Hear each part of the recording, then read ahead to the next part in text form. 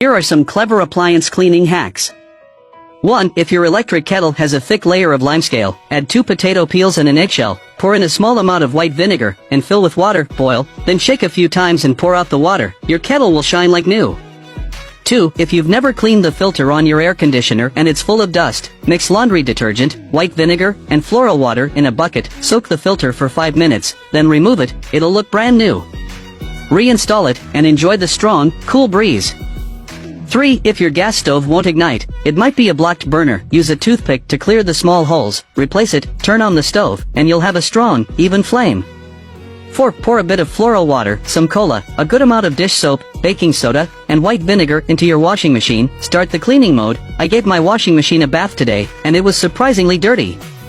5. Summer's here, and if your fan has accumulated dust over time, mix toothpaste, baking soda, dish soap, white vinegar, and alcohol in a bowl, spray the mixture on the fan, then cover it with a plastic bag, turn the fan on, remove the plastic bag, and your fan will be spotless. If you didn't get all the tips, give a like and save this for reference.